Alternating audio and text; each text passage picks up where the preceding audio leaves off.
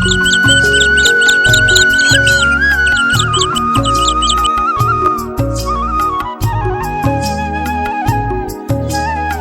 समय पहले मध्य प्रदेश के एक छोटे से गांव अनंतपुर में एक गरीब किसान रहता था। उसका नाम था धनराज। उसका एक छोटा सा परिवार था और उसकी दुनिया थी उसकी इकलौती बेटी आरती।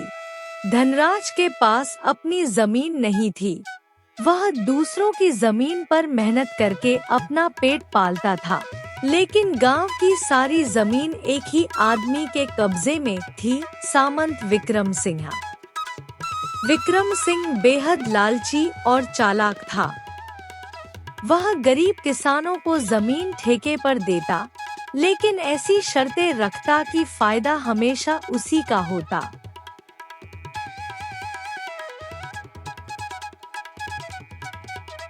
ये किसान जितनी भी मेहनत कर लें, आखिर में फसल मेरे गोदाम में ही आएगी।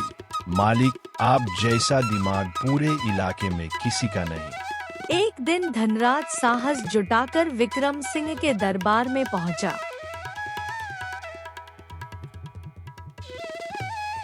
मालिक, मुझे 1 साल के लिए जमीन चाहिए। ठीक है, आधी फसल मेरी। मंजूर है मालिक। धनराज ने दिन रात मेहनत करके गेहूं की बेहतरीन फसल उगा दी, लेकिन कटाई के दिन विक्रम सिंह ने चालाकी की और सबसे अच्छी फसल अपने हिस्से में ले गया। धनराज टूट गया।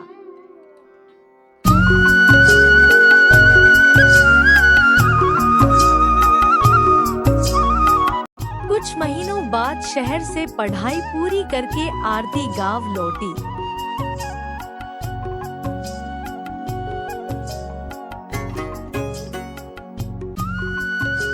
पिताजी, ये गांव इतना उदास क्यों है? बेटी, यहाँ मेहनत किसान करता है, लेकिन फायदा सामंत उठाता है। अब अन्याय नहीं होगा। चलो अभी धनराज के पास चलते हैं।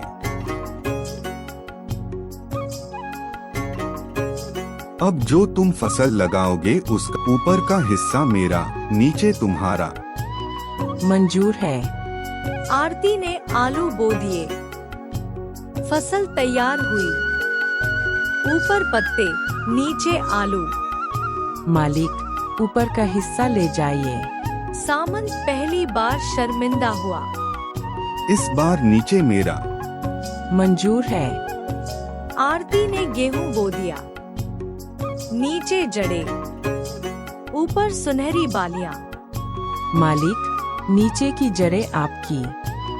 सामंत का चेहरा उतर गया। ऊपर और नीचे मेरा, बीच तुम्हारा। जैसी आज्ञा मालिक। इस बार आरती ने गन्ना बोया। ऊपर पत्ते, नीचे जड़ और बीच में मीठा गन्ना। मालिक, आपकी शर्त के अनुसार ऊपर नीचे ले जाइए। मैं हार गया, एक किसान की बेटी से। हार आप नहीं गए मालिक, आपकी लालच हारी है। आज से किसी किसान के साथ अन्याय नहीं होगा। जिनकी जमीन गिरवी है, सब लौटाई जाएगी। पहली बार विक्रम सिंह को अपनी गलती समझ आई। उस दिन के बाद अनंतपुर बदल गया। खेतों में सिर्फ फसल नहीं, उम्मीद भी लहलहाने लगी। और इसी तरह एक बेटी की बुद्धि और साहस ने पूरे गांव की तकदीर बदल दी। जब तक कोई अन्याय सहता रहेगा, अन्याय बढ़ता रहेगा, लेकिन जब एक आवाज उठती है, तो पूरी दुनिया बदल सकती है।